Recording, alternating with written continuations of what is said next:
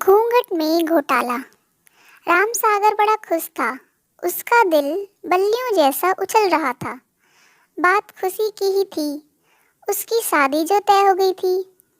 आखिरकार इतनी दुआओं और मन्नतों के बाद जीवन में यह शुभ अवसर आया था, वरना उसने तो अब शादी के विषय में सोचना ही छोड़ दिया था।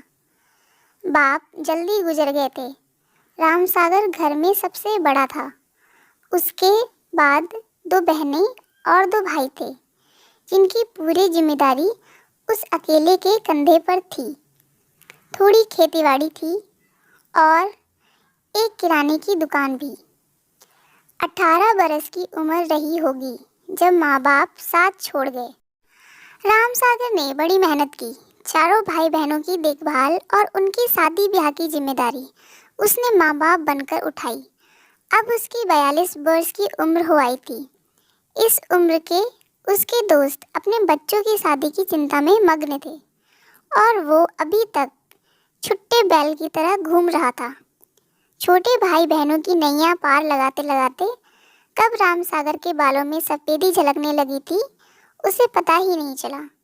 सब घर बसाने के चक्कर में उसका अपना घर अब तक नहीं बस पाया था। चलो, देर आए दुरुस्त आए। उसकी बुआ ने आखिरकार उसकी सगाई तय करा ही दी। उसका मन बुआ को दुआएं देते नहीं थक रहा था।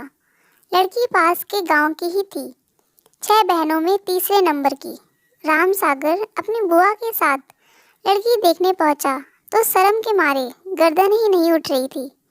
लड़की चाय की ट्रे लिए सामने खड़ी थी। राम सागर नजरें नीचे किए बस उसके कोमल पैरों को निहार रहा था। गोरे गोरे पैर पतली पट्टी की सस्ती सी सैंडल में चमक रहे थे। नाखूनों पर लाल रंग की नेल पॉलिश चढ़ी थी।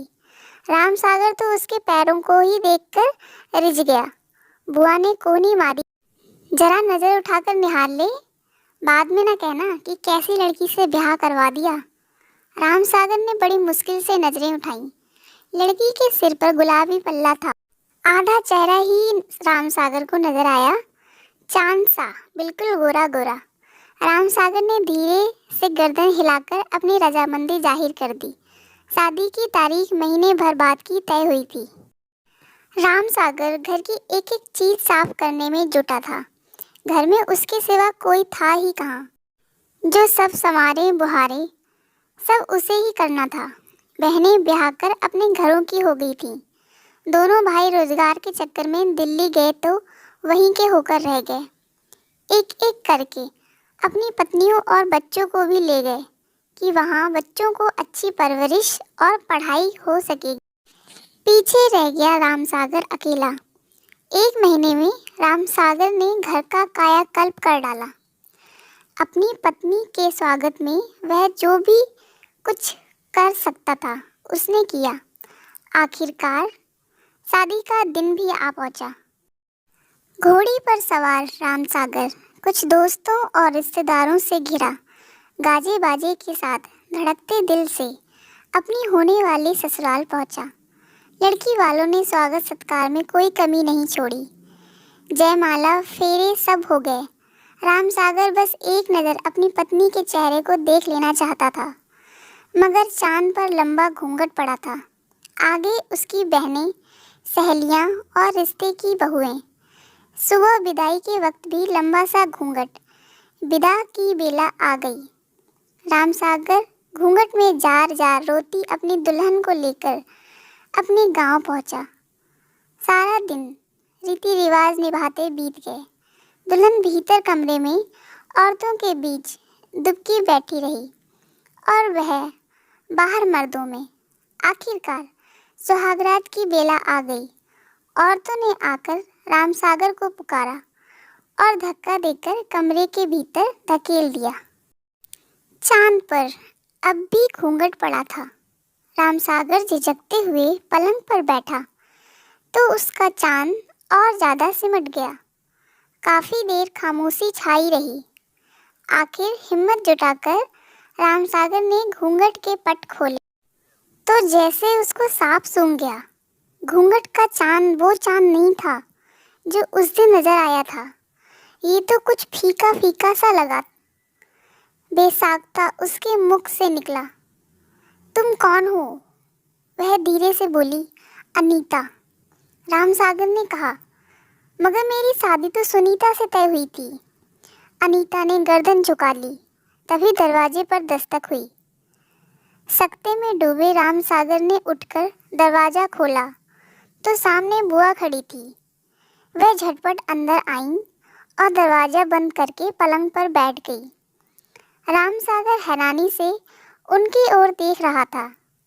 कुछ पूछना ही चाहता था कि बुआ बोल पड़ी, रामसागर, ये अनीता है, सुनीता की बड़ी बहन। तेरी शादी सुनीता से हुई थी, मगर वह किसी और से प्रेम करती थी। उसके साथ भाग गई। वह उम्र में भी तुझसे काफ़ी छोटी थी, चंचल थी, तो उसे संभाल नहीं पाता। इसके पिता तो बड़ी दुखी थे। मुझे बुलाकर सब सच सच बताया। माफ़ी मांगते थे, मिन्नतें कर रहे थे। फिर मैंने तेरे लिए अनीता को पसंद कर लिया। सब विधि विधान है। यह भी शायद तेरे लिए ही अब तक कुंवारी बैठी थी। छोटी बहनों की शादियां पहले हो गईं। देख रामसागर, अनीता रूप में भले सुनीता से थोड़ी दबी हो, मगर गुणों की खान है। अपना पूरा घर इसी ने अकेले संभाल रखा था। इसको अपना ले। तेरा ब्याह इसी के साथ हुआ है। अब यही तेरी पत्नी है। बुआ रामसागर पर दबाव बनाते हुए बोली। रामसागर सिर पकड़े नीचे बैठ गया। बुआ और अनीता एकटक उसका चेहरा देख रही थीं कि पता नहीं खुलासे का क्या अंजाम सामने आए। चंद सेकंड बाद रामसागर ने सिर उठाया और बोला, बुआ, घूंघट में घोटाला हो गया, मगर कोई बात नहीं, नुकसान ज़्यादा ना हुआ। बुआ हंस पड़ी। साथ में रामसागर भी हंस पड़ा और चांद के चेहरे पर भी मुस्कुराहट तैर गई। तो कैसी लगी हमारी स्टोरीज़? ऐसी ही स्टोरीज़ को सुनने के लिए कमेंट करें, लाइक करें एंड सब्सक्राइब करें और अपनी राय कमेंट बॉक्स में ज़रूर दें कि घोटाला हुआ या नहीं। Thank you guys.